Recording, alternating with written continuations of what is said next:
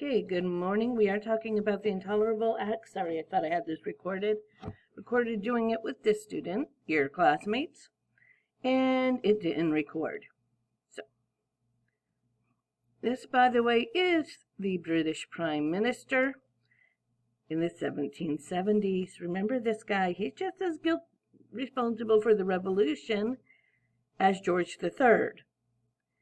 So, in April 22nd, Prime Minister Lord North defended the programs that he is about to enact and was enacting starting in March in the House of Commons by saying, "The Americans have tarred and feathered your subjects."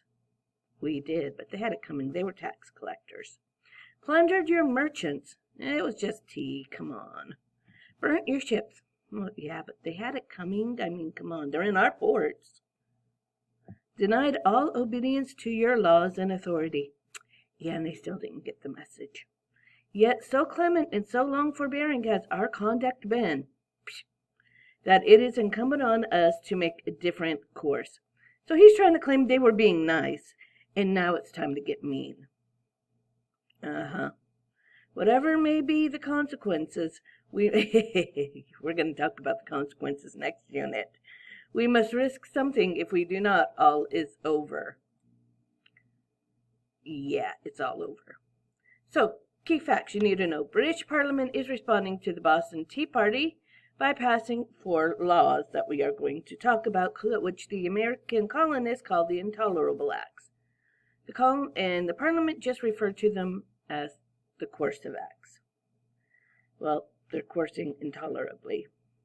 They intended to make an example of the people of Massachusetts for their disobedience, so we're going to blame Massachusetts for everything.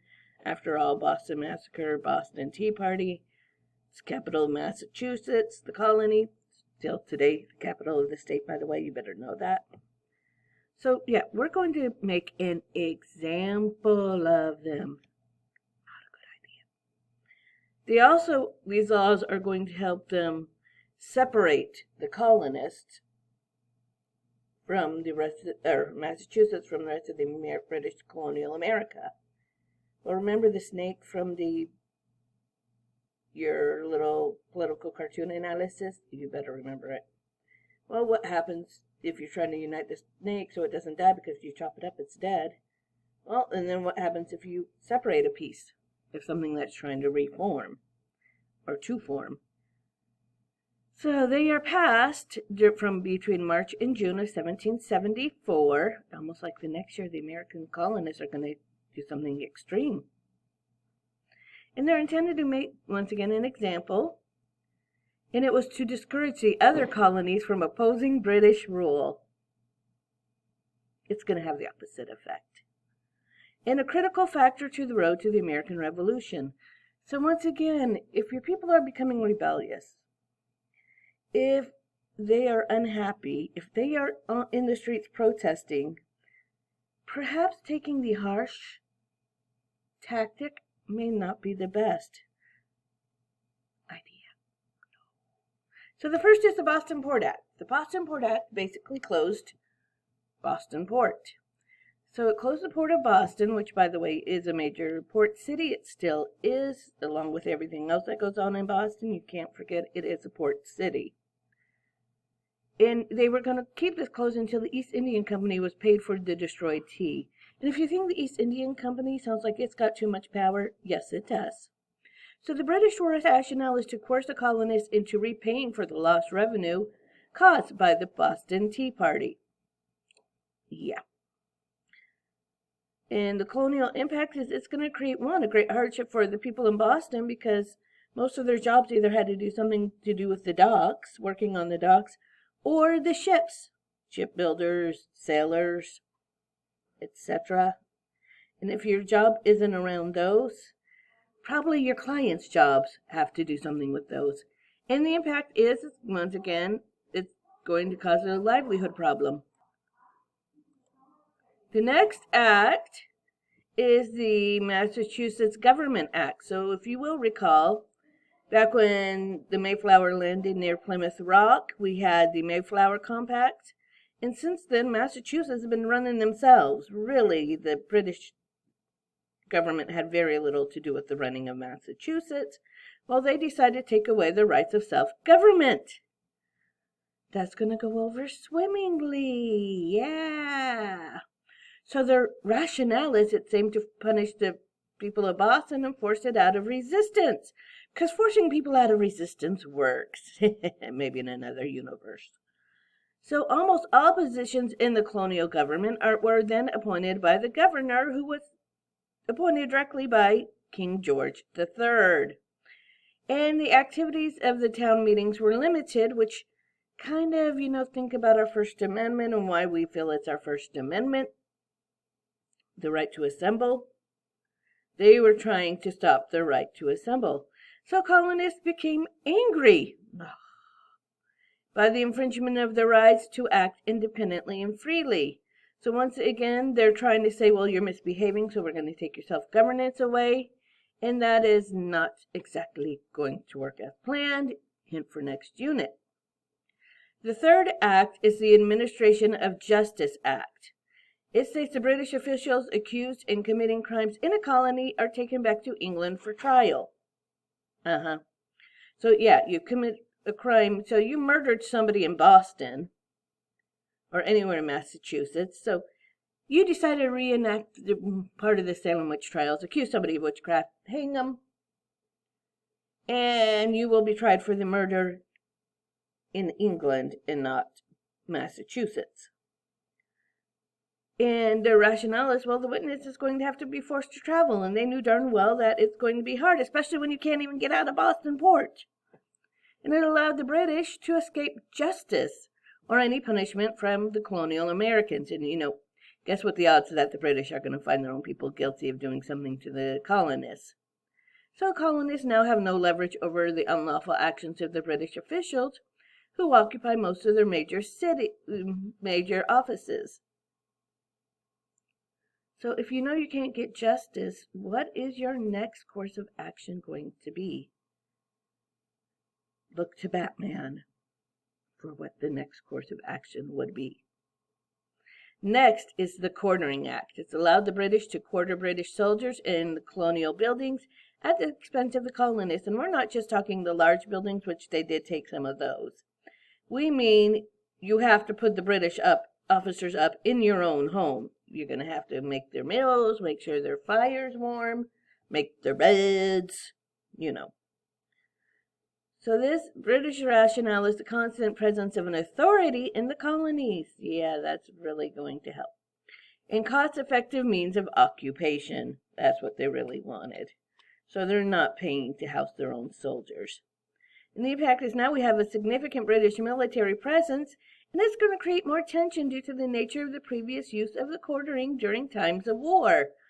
So some of these colonists actually saw this as a declaration of war to send these soldiers, and now they're in our homes. Then there is the Quebec Act, which was not actually intended to punish Massachusetts, but it really peeved off the colonists. So they extended the boundaries of the province of Quebec to include most of the Ohio country. You know that thing we were fighting over in the French Indian War? And then they're not going to let us settle because that's west of the Appalachians? Well, now it's all been given to Quebec. It's part of the province of Quebec. One, it guaranteed colonists of Quebec free practice of Catholicism. That was their excuse as well. And yes, the people of Quebec were Catholic. They're French. And I can testify this just doing family history. They are Catholics with bad handwriting in all of their documents. And also the reason I'm learning French. So the British rationale, once again, is to appease the French Canadians to keep them from rebelling. And it worked. Quebec wanted to just, when the American Revolution happens, Quebec basically refuses to fight.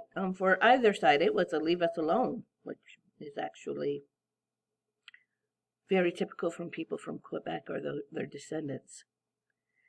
And this, once again, is not a law that was passed as part of their reaction to the Boston Tea Party, so it's not a coercive act, but the American colonists still saw it as part of the Intolerable Acts.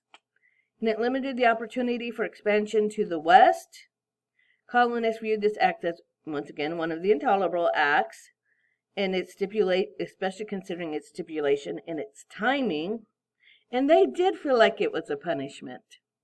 So these acts are going to backfire. Instead of bringing the colonies in line to what the British want, it's going to have the Patriot leaders beginning to call for meetings and a colonial congress to discuss what's going on. Each of the colonies then begin to elect leaders, members to attend Congress, which hopefully you elected your leaders into Congress this week, or your parents did, because when I'm recording this, it's election day. And the colonies realize that there's nothing stopping Britain from enforcing the same laws on them. So that's what Britain wanted, is, to remind the colonies who's in charge. Instead, it reminded the colonists who they didn't want to be in charge. So we had the First Continental Congress in Carpenter's Hall on from September 5th to October 22nd of 26th. It is the 26th, not the 22nd, of 1774. So rather than cowing the colonists are going to meet. They're going to call a Continental Congress. They're going to start organizing, and they've got a definite enemy now. And the major outcomes of the First Continental Congress began in effect on December 1st of that year, unless Parliament would withdraw the Intolerable Acts. 1. They're boycotting all British goods. Colonial Pact of Non-Importation on English goods means you're not even importing to us. We are not buying British goods. Do not import them to us. We will burn your ship too. Remember? So instead of saying we're sorry for the Boston Tea Party, it's yeah, we'll do it again. Just try us. The Colonial Pact also established a means to regulate the resistance to Great Britain. Hint, hint, suddenly militias are starting to form. And in the pact to keep the channels of communication open between the other colonies, especially Massachusetts, which they had to sneak out their representatives. They really were isolated. The British put up a virtual wall around Massachusetts. So they're vowing, you're not going to isolate Massachusetts, and you're not going to isolate any of us from each other. In the final piece of the major British legislation, cementing the eventual outbreak of the American Revolution within the year. So, we're going to go ahead and cover some of the important people, but we are almost to Lexington and Concord, and once we hit there, we're going to hit the Revolution. Next unit, which is why you have a project, which we'll go over next class.